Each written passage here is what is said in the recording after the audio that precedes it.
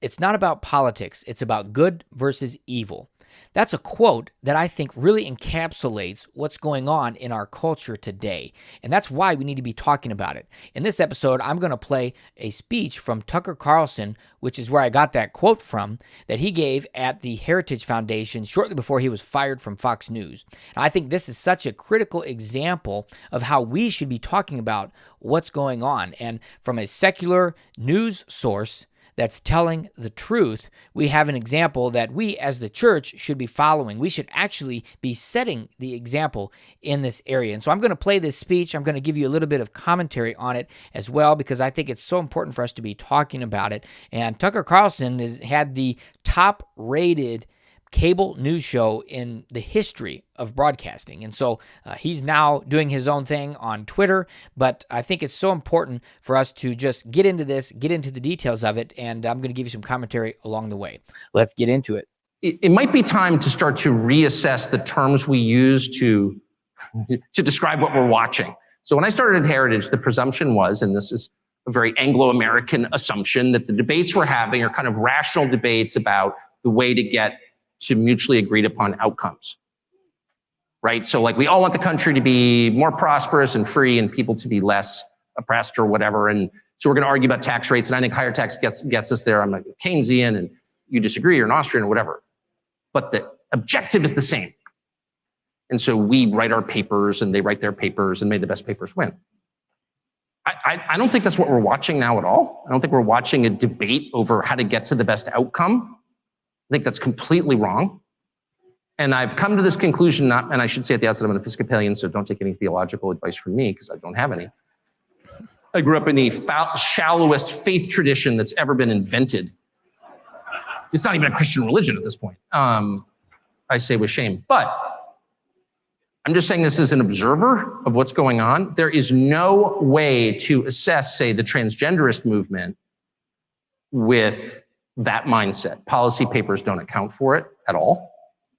If you have people who are saying, I have an idea, let's castrate the next generation. Let's sexually mutilate children.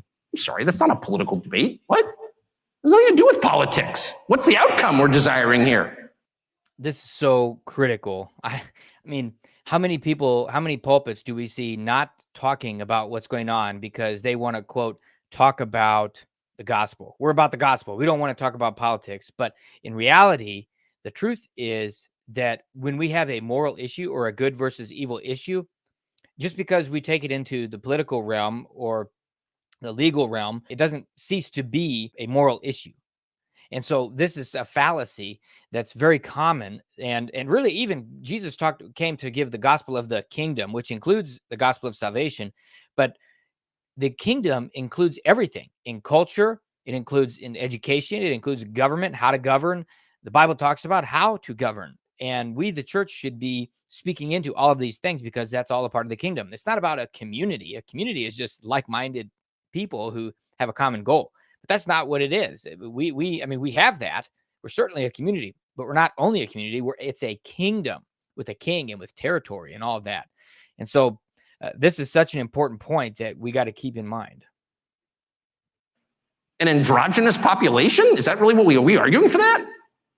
I don't think anyone could defend that as a positive outcome. But the weight of the government and a lot of corporate interests are behind that. Well, what is that? Well, it's irrational. If you say, well, I think abortion is always bad. Well, I think sometimes it's necessary. That's a debate I'm familiar with. But if you're telling me that abortion is a positive good, what are you saying? Well, you're arguing for child sacrifice, obviously. I mean, this is so critical. Child sacrifice is exactly what it is. And it's nothing new. There's different ways that unborn children were murdered, and even born children in the past, back first century, back into BC, before Christ even. And we just maybe call it something different or use a different technology, but that certainly has happened. And in I think the second or third century, Christians also were working to get rid of abortion. And so it's nothing new, but it's child sacrifice. That's exactly what it is. And I'm not for any of the exceptions that people talk about for rape and incest and all that, because if it's a human life, it's a human life. I mean, if it has value, it has value no matter how it came about. And so It's very unfortunate that that's what it is, but it's true. And so we need to be willing to call it what it is. It's not about like, oh, a teen girl gets pregnant and what do we do about that? And victims of rape. I get it. Of course I understand that. And I have compassion for everyone involved. But when the Treasury Secretary stands up and says, you know what you can do to help the economy? Get an abortion.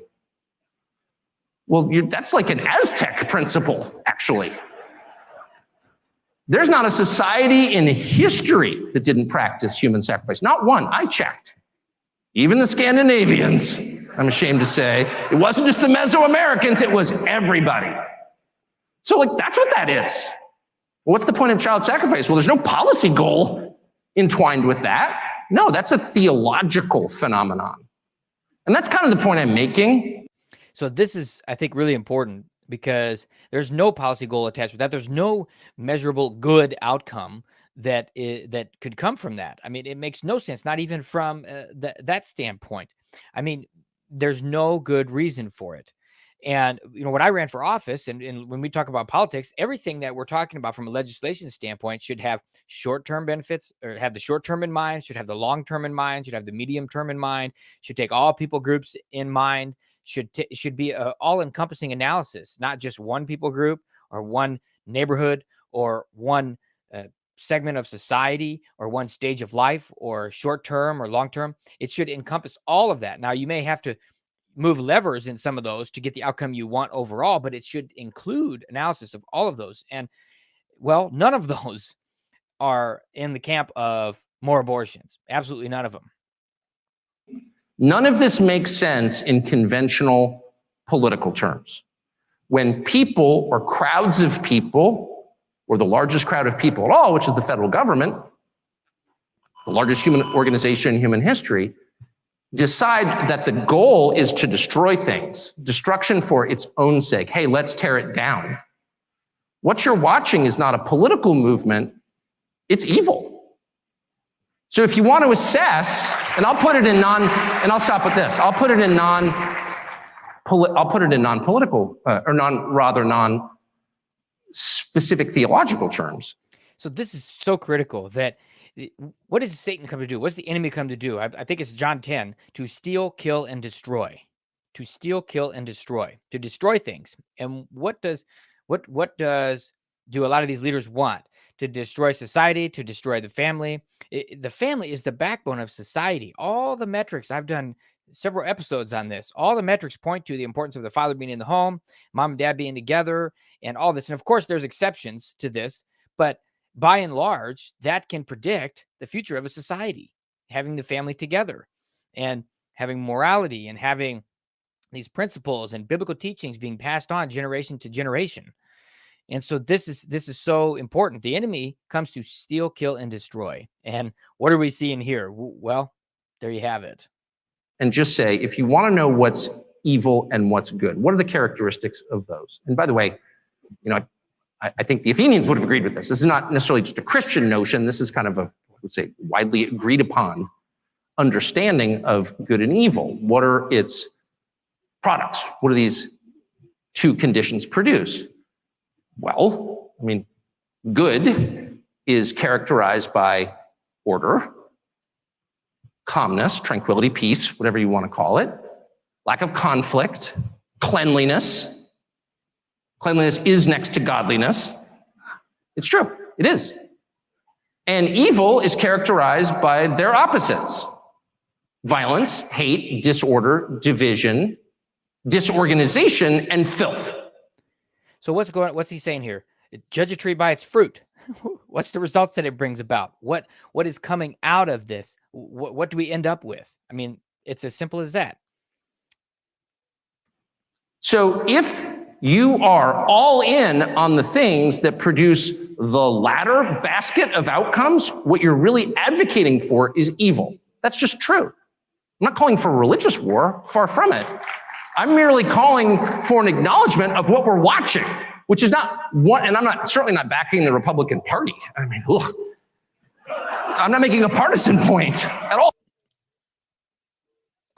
I think this is a good point, because the the Republican Party has a beautiful platform. I mean, I ran as a Republican. I love the Republican platform, but we have so many Republicans that are what we call rhinos, Republican in name only. They don't actually stand for what's even in the platform. I mean, we had from my own state, Iowa, a senator, a U.S. senator, and a U.S.